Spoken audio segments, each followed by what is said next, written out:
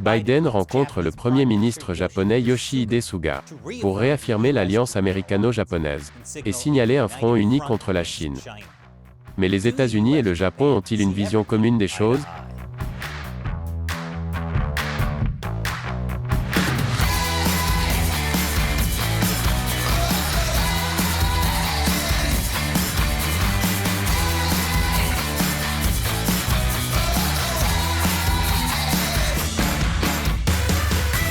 Bienvenue dans l'émission Amérique dévoilée, je suis Chris Chappell. Cet épisode est sponsorisé par Daily Peanut. L'actualité peut être une pilule difficile à avaler. C'est pourquoi Daily Peanut vous donne une dose quotidienne de nouvelles à parts égales d'humour et de substance. Le Japon et les États-Unis entretiennent des relations très étroites depuis la fin de la Seconde Guerre mondiale. Depuis que les États-Unis ont bombardé le Japon 2 fois. Je n'arrive pas à croire que le Japon ait pu se remettre des 2 bombes atomiques lancées sur ce pays. J'ai encore de la rancune après la dernière saison de Game of Thrones, qui, sans doute, était une bombe encore plus grosse. Le fait que les États-Unis aient envoyé le général Douglas MacArthur pour aider à reconstruire le Japon a probablement aidé. Et maintenant, les États-Unis et le Japon sont plus proches qu'un otaku et son pote le coussin d'animé. Après la Seconde Guerre mondiale, les États-Unis voulaient que le Japon soit un allié. C'était en grande partie pour contrer l'Union soviétique. Et même après la chute de l'Union soviétique, le Japon continue de jouer un rôle majeur dans la présence américaine en Asie-Pacifique. Le Japon est un partenaire commercial important des États-Unis. C'est une démocratie libérale qui partage généralement les valeurs politiques américaines. Et il occupe une position très stratégique, juste au large des côtes de 3 grandes menaces militaires américaines: la Chine, la Russie et la Corée du Nord. Il est donc logique que le Japon soit notre meilleur bouclier. Je veux dire ami. Et il est également logique que le premier dirigeant étranger à rencontrer le président Biden en personne soit le Premier ministre japonais Yoshihide Suga. Ils se sont rencontrés la semaine dernière à la Maison-Blanche pour réaffirmer l'alliance américano-japonaise et parler de questions urgentes. Ces questions comprennent le coronavirus, le changement climatique, la recherche et le développement, la Corée du Nord et, espérons-le, Godzilla. Oh, et la Chine. Yoshi, merci d'avoir fait le long voyage jusqu'à Washington. Est-ce qu'il vient d'appeler Yoshihide Suga, Yoshi? Donc, Yoshi, tu vas probablement me voir beaucoup plus à l'avenir. Eh bien, je vois en quelque sorte la ressemblance. Espérons que Biden ne sacrifiera pas ce Yoshi comme Mario le fait toujours. Et oui, j'ai fait beaucoup de blagues sur Super Mario dans l'émission ces derniers temps. De rien. Biden et Suga disent qu'ils vont s'associer sur les chaînes d'approvisionnement sensibles, et c'est une grande nouvelle pour plusieurs raisons. Si vous avez grandi dans les années 80 et 90, vous vous souvenez à quel point les États-Unis et le Japon étaient compétitifs à l'époque. Le Japon avait une électronique et des automobiles de pointe, alors que l'Amérique avait le poulet frit au chocolat. Cette compétition était trop serrée pour qu'on puisse la qualifier. Mais depuis, la collaboration des 2 pays en matière de science et de technologie n'a pas suivi le rythme. Pour améliorer la technologie et l'innovation, Biden et Suga ont annoncé qu'ils allaient travailler ensemble sur les réseaux 5G et les réseaux mobiles de nouvelle génération. Lancer un partenariat mondial pour la connectivité numérique. Renforcer la collaboration et l'échange d'informations. Coopérer sur les chaînes d'approvisionnement sensibles, notamment les semi-conducteurs, et renforcer la collaboration et les partenariats pour la science et la technologie de l'information quantique. Une fois encore, il s'agit de la 5G, de la connectivité mondiale et de la science de l'information quantique pour tous ceux qui jouent au bingo de la théorie du complot. Cette démarche vise à contrer la menace de la Chine dans le domaine de la sécurité économique. La Chine, après tout, est une préoccupation majeure pour les États-Unis et le Japon. La Chine est aussi une préoccupation majeure pour Taïwan, Hong Kong, les Ouïghours, les Tibétains, les Mongols, les Falun Gong, les chrétiens, les avocats des droits de l'homme, les membres du parti, les étrangers. Nous n'avons pas le temps de les énumérer tous. Et lorsqu'il s'agit de renforcer la coopération économique pour contrer la Chine, les États-Unis et le Japon sont d'accord. Mais lorsqu'il s'agit d'aborder certaines des questions les plus sensibles concernant la Chine, comme Taïwan, les choses commencent à se gâter. Je vais vous expliquer comment après la pause. Nous vous souhaitons la bienvenue. Au cours de leur rencontre, Biden et Suga ont parlé de l'influence de la Chine. Nous avons également eu des discussions sérieuses sur l'influence de la Chine sur la paix et la prospérité de l'Indo-Pacifique et du monde en général.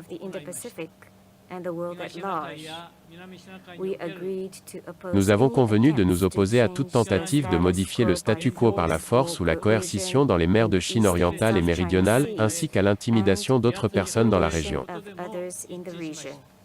Oui, la Chine ne devrait pas essayer de gagner de l'influence par l'intimidation. Elle devrait simplement faire ce qu'elle a fait avec la NBA et gagner de l'influence avec la promesse de plus d'argent. La Chine a aussi fait ça avec Disney, Apple, Microsoft, Google, Marriott, Delta, la France, la Nouvelle-Zélande, l'Allemagne. Vous savez quoi, nous n'avons pas le temps de les énumérer tous. Biden et Suga ont également publié une déclaration commune indiquant que les États-Unis et le Japon soulignent l'importance de la paix et de la stabilité de part et d'autre du détroit de Taïwan et encouragent la résolution pacifique des problèmes entre les deux pays. Ils ont même partagé leurs préoccupations concernant les violations des droits de l'homme à Hong Kong et au Xinjiang. Parce que si quelqu'un sait à quel point les camps d'internement peuvent être terribles, c'est bien les Japonais.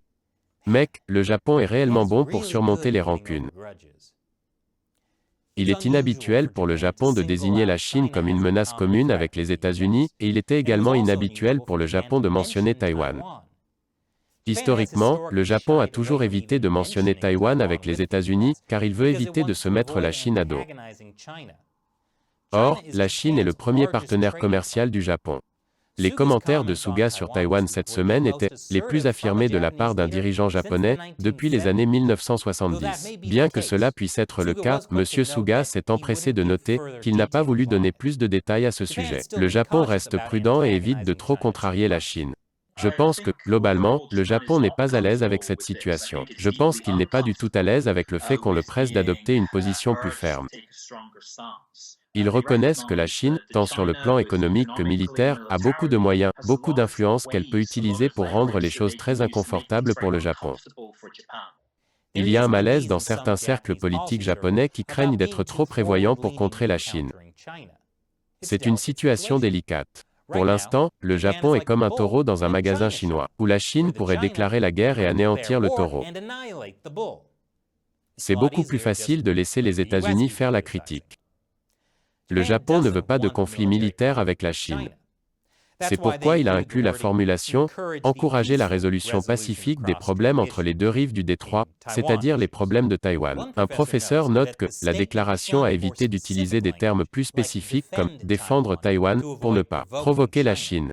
Ils utilisent des euphémismes pour éviter le conflit. C'est un peu comme quand vous dites que l'enfant de votre ami a l'air unique, alors que vous voulez dire en réalité « pourquoi cette chose a un monosourcil ?» Et le Japon énerve déjà la Chine. Beaucoup.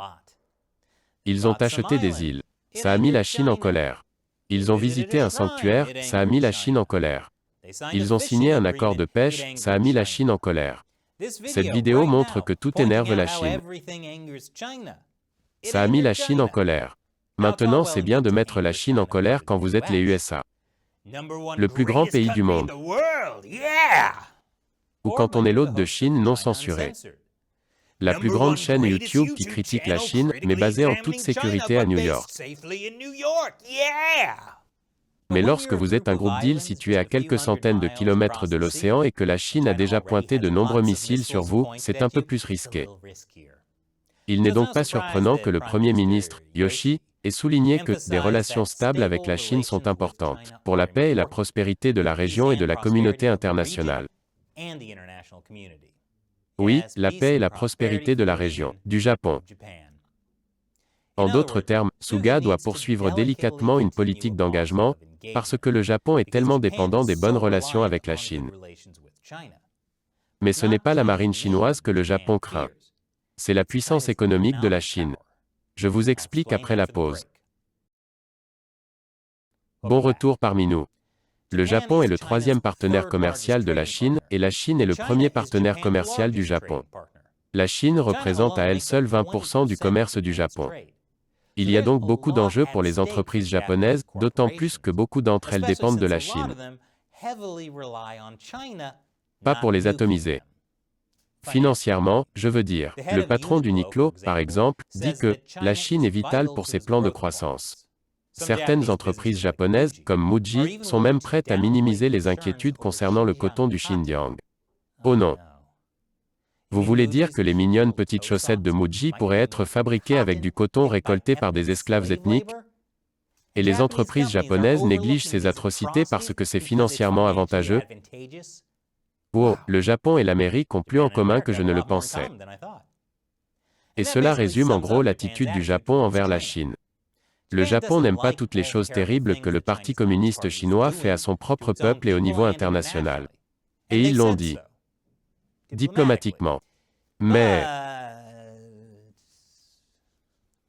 en 2012, il y a eu un différend au sujet de certaines îles inhabitées dans la mer de Chine orientale. Comme je l'ai mentionné plus tôt, le gouvernement japonais a acheté certaines îles, et cela a mis la Chine en colère, parce que la Chine revendique aussi ces îles. La réponse du régime chinois a été d'encourager des manifestations anti-japonaises massives dans tout le pays. Ça a commencé par un boycott. Ça a dégénéré en destruction de tout ce qui était japonais. Au final, les dégâts ont coûté plus de 100 millions de dollars. Et c'était juste à l'intérieur de la Chine. Le boycott soutenu par le gouvernement chinois a également endommagé le commerce entre les deux pays pendant de nombreuses années. Il a été plus coûteux pour l'économie japonaise que le tsunami de 2011. C'est pourquoi la réunion américano-japonaise de ce mois-ci est si importante.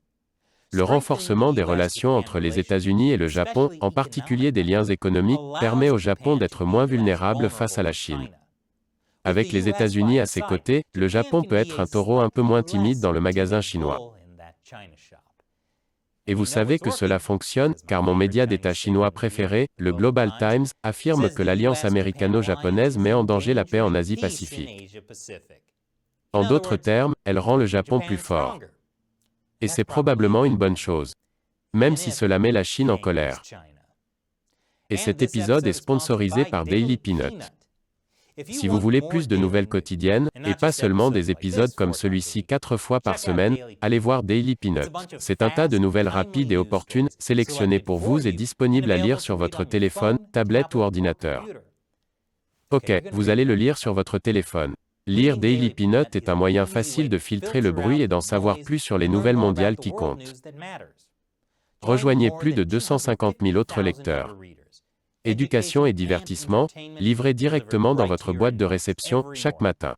Et le meilleur, c'est que c'est gratuit. Alors inscrivez-vous à Daily Peanut dès maintenant. Utilisez le lien dans la description ci-dessous. Je suis Chris Chappell, merci de regarder Amérique dévoilée.